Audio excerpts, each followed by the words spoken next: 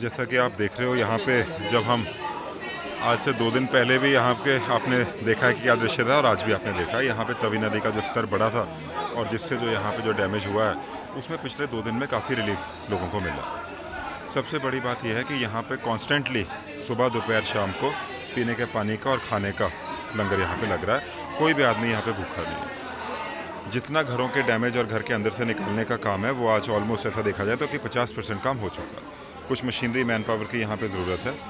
Jammu municipal corporation से भी हमारे साथ में कमिश्नर साहब हैं, तो हमने यहाँ पे जॉइंटली आज वेरवा लिया है और इस वेरवे में यही हमने डिसाइड किया है कि हम थोड़ा इसको सप्लीमेंट करेंगे।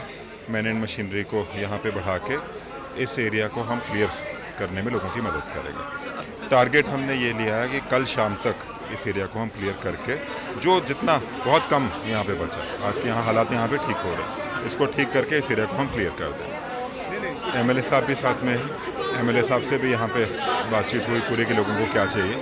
एमएलए साहब की गुजारिश थी कि मेडिकल कैंप यहाँ पे लगना चाहिए और पानी की सप्लाई रिस्टोर होनी चाहिए। तो मेडिकल कैंप आज के दिन में ही 1 घंटे के बाद यहाँ पे मेडिकल कैंप लगेगा और मेडिकल कैंप में जितने लोगों को एसेंशियल मेडिसिन चाहिए वो यहाँ पे पहुँचाई जाएंगे। बिजली रिस्टोर करने की जो बात है 50% एरिया में बिजली रिस्टोर हो गई है।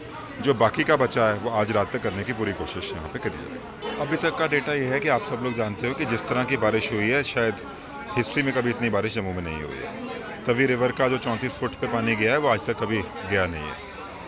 इसके बावजूद जो सिविल सोसाइटी ने, हमारे सभी इलेक्टेड रिप्रेजेंटेटिव्स ने और प्रशासन ने जो काम किया है उसमें सराहनीय बात है कि हमारे को फ्लड वाले दिन कोई भी यहाँ पे मौत नहीं हुई है। हमारे को उसके अगले दिन एक एक्सीडेंट में कुछ लोगों की जान गई है, बट फ्लड वाले दिन हमने किसी की जान जाने नहीं दी है और तकरीबन 5000 लोगों को हमने उस दिन रेस्क्यू किया है। उनको रेस्क्यू करके इवैक्यूएशन सेंटर्स में रखा गया है। उन इवैक्यूएशन सेंटर्स में सारा खाना पानी का इंतज़ाम उन लोगों को दिया जा रहा है। अब बात है रिहैबिलिटेशन की। रिहैबिलिटेशन में मैंने आपको बताया 50 से ज़्यादा जेसीबी पूरे जम्मू ज़िले में लगाई गई है।